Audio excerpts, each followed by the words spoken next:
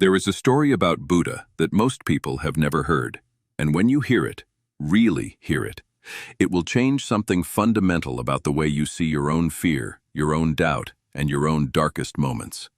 Stay for every word, because the ending of this story contains something that you have been waiting your entire life to hear. One afternoon, a man came to Buddha in front of a large crowd. He was angry, deeply, personally angry. He had heard about Buddha's teachings, had heard that people were leaving their families, abandoning their traditions, and following this wandering teacher, and he was furious. He walked up to Buddha and began insulting him, calling him a fraud, a manipulator, a destroyer of families. He went on, insult after insult, waiting for a reaction, waiting for Buddha to defend himself, to fight back, to crumble. Buddha sat in complete stillness. He let every word land without reacting. And when the man finally finished, exhausted, out of insults, confused by the lack of reaction, Buddha asked him one simple question. If someone offers you a gift and you refuse to accept it, who does the gift belong to? The man was stunned. He said, "It belongs to the person who offered it." Buddha nodded and said, "Then I refuse your insults. They remain with you." The crowd fell completely silent, because in that one moment, with that one response, Buddha had demonstrated something that no lecture could have taught as powerfully.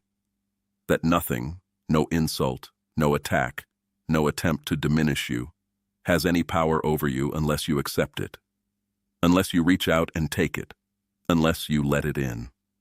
This story is not just about insults. It is about everything. It is about the criticism that has been living rent-free in your head for years. The words someone said to you in childhood that you are still carrying. The rejection that redefined how you see your own worth. The failure that became the story you tell yourself about what you are capable of. None of these things have power over you by themselves. The power comes from your acceptance of them, from taking the gift that was offered, the insult, the rejection, the diminishment, and deciding to carry it as if it were yours. But this story goes even deeper than that. Because Buddha did not just demonstrate the power of non-acceptance in that moment. He demonstrated something even more radical. He demonstrated that true inner peace is not the absence of attack. It is the presence of something so stable, so grounded, so genuinely rooted, that attack cannot find purchase, cannot penetrate, cannot disturb the fundamental okayness at the center. Most people try to protect their peace by controlling their environment, by avoiding difficult people, difficult conversations, difficult situations. And while healthy boundaries have genuine value, this strategy ultimately fails. Because the world is full of difficult people and difficult situations. You cannot control all of them. You cannot avoid all of them. The only truly reliable protection for your peace is the development of an inner foundation so solid that what happens outside cannot determine what happens inside. Buddha spent years building that foundation. Not through the suppression of emotion, not through the performance of calm, but through the genuine, practiced, hard-won cultivation of a mind that understood its own nature so clearly that it was no longer destabilized by what it encountered. That stability did not make him cold. It made him profoundly warm. Because a person who is not threatened, who has nothing to defend, nothing to protect, nothing to prove, is free to be genuinely, completely present for the person in front of them.